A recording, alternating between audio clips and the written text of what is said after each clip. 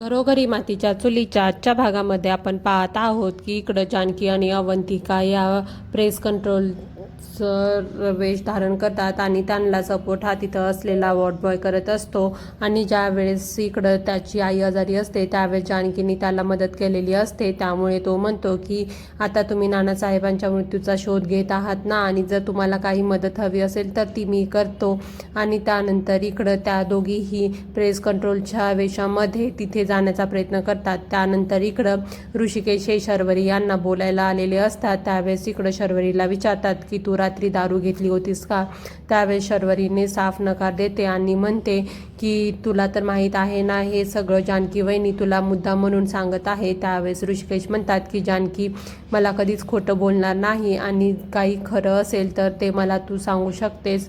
आणि त्यानंतर इकडं शर्वरी म्हणते की तसं काहीच नाही. त्यानंतर इकडं प्रेस कंट्रोल करण्यासाठी जानकी आणि अवंतिका आल्यानंतर त्या सांगतात की तुम्ही दोघंही बाहेर जावा आणि आम्हाला इथं प्रेस कंट्रोल करायचं आहे. त्यावेळेस इकडं ते लोक म्हणतात की ठीक आहे आणि तुम्ही लवकरात लवकर हे सर्व आवरून घ्या. त्यानंतर तिथून ते लोक निघून जातात आणि जानकी आणि अवंतिका तिथं असलेलं CCTV फुटेज हे पाहत असतात. तेव्हा त्यांच्या लक्षात येतं की मध्ये काही वेळासाठीचं CCTV फुटेज हे डिलीट झालेलं आहे. त्यावेळेस इकडं जानकी विचार करते की आता काय करायचं. त्यावेळेस अवंतिका सांगते की माझ्या फ्रेंड सर्कलमध्ये एका व्यक्ती आहे जो की ते डिलीट झालेलं फुटेज हे रिकवर करू शकतो. आणि त्या माणसाला फोन करून अवंतिका सर्व माहिती काढून घेते आणि ते डिलीट झालेलं CCTV फुटेज हे रिकवर करते. आणि त्यानंतर तेव्हा ते अवंतिका म्हणते की आपलं काम झालेलं आहे.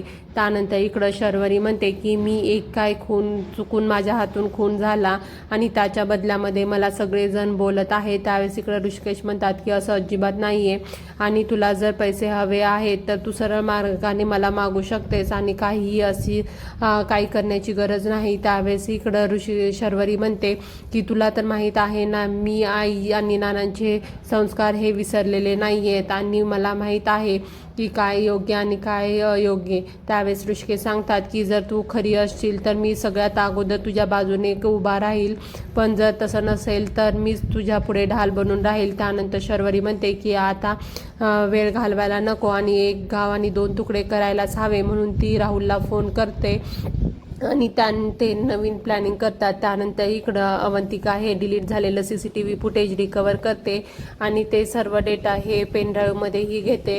आणि त्यानंतर त्या प्रेस कंट्रोल केल्याचं बहाणा करतात आणि त्यानंतर तिथं ते लोकही येतात. त्यावेळेस ते म्हणतात की इथं तर औषधाचा कसलाच वास येत नाही. त्यावेळेस इकडं जानकी आणि अवंतिका सांगतात की हे ॲडव्हान्स टेक्नॉलॉजी आहे आणि यामध्ये कोणत्याही केमिकलचा वास येत नाही आणि आता जग हे खूप पुढे चाललेलं आहे. त्यानंतर ती लोक म्हणतात की खरंच तुम्ही केलेलं आहे का. त्यावेळेस इकडं अवंतिका म्हणते की तुम्हाला आमच्यावरती विश्वास होत नाही आहे का. त्यानंतर ॲक्च्युअलमध्ये प्रेस कंट्रोल करणारी लोक येतात तेव्हा त्यांच्यावरती अवंतिका आणि जानकीची नजर पडते आणि त्या विचार करत असतात की ती जर लोक मध्ये आली तर आता आपला खेळ खलास. त्यानंतर तेवढ्या तिथं ते वॉर्ड बॉय येतो आणि म्हणतो की तुम्ही किती उशीर केला आहात आणि त्यांना बोलण्यामध्ये ठेवतो. आणि जानकी अवंतिका सांगतात की बघा ते आमची लोकही आले आहेत आणि तिथून त्या दोघीही पळ काढतात. आणि त्यानंतर इकडं त्या वॉर्डबॉयला ते कपडे देतात आणि म्हणतात की खरंच दादा तुमची आम्हाला खूप मदत झाली आहे.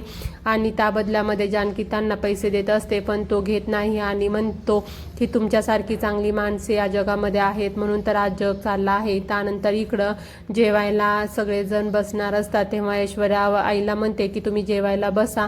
त्यावेळेस आई म्हणतात की सगळेजण बसूयात ना. आणि त्यावेळेस इकडं जानकी आणि अवंतिका आलेल्या नाही आहेत म्हणून शर्वरी म्हणते की यांना एवढा कसा उशीर झाला. त्यावेळेस आई सांगते की अगं हॉस्पिटलमध्ये गर्दी असेल तेवढ्यामध्ये तिथं जानकी आणि अवंतिकाही येतात. त्यानंतर त्या आई म्हणतात की तुम्ही लवकर फ्रेश होऊन या आणि आपण एकत्र जेवायला बसूयात. त्यानंतर इकडं ऐश्वर्या म्हणते की त्यांना आता फ्रेश व्हायला वेळ लागेल आणि तुम्ही जेवण करून घ्या. त्यानंतर आई आणि शर्वरी या जेवायला बसतात. त्यानंतर इकडं रूममध्ये आल्यानंतर जानकी अवंतिकाला लॅपटॉप देते आणि त्यानंतर ते पेनड्राईव्ह तिथे अटॅच करून त्या CCTV फुटेज पाहत असतात पण त्यांना कुठेच काहीच दिसत नाही. त्यावेळेस त्यांच्या लक्षात येतं की सावकाश हे का डिलीट केलेलं असेल, तेव्हा त्यामध्ये काही ना काही असेल म्हणूनच हे CCTV फुटेज डिलीट करण्यात आलेलं होतं आणि आपल्या पाहण्यामध्येच काहीतरी सुटत आहे. त्यानंतर इकडं जानकी म्हणते की थोडंसं झूम करून बघूयात. त्यानंतर त्यांच्या लक्षात येतं की त्या CCTV फुटेजमध्ये शर्वरी यांचा चेहरा आहे आणि त्या रात्रीच्या वेळेस इथं हॉस्पिटलमध्ये आलेल्या होत्या. त्यानंतर इकडं त्या विचार करत असतात की शर्वरी या रूममध्ये आलेल्या आहेत. त्यानंतर इकडं ऐश्वर्या विचार करते की ज्या कामासाठी त्यांनी गेलं होतं ते काम व्हायला हवं. त्यानंतर इकडं जानकी विचार करते की शर्वरी हॉस्पिटलमध्ये आलेल्या आहेत पण तिथून जातानाचा फुटेज अजिबात दिसत नाही आहे. त्यानंतर इकडं अवंतिका म्हणते की काहीतरी आपण सोडत आहोत आणि आपल्याला खूप बारकाईनं पाहावं लागेल. त्यानंतर थोडंसं पुढे जाऊन त्या झूम करून पाहतात तेव्हा त्यांच्या लक्षात येतं की हे सर्व शर्वरी हे नर्सच्या वेशामध्ये होती. त्यानंतर ते म्हणतात की आता हे सर्व बातमी लवकरात लवकर ऋषिकेश आणि ऐश्वर्यालाही सांगायला हवी आणि ऐश्वर्या ही शर्वरीकडून काहीतरी सत्य उघड्या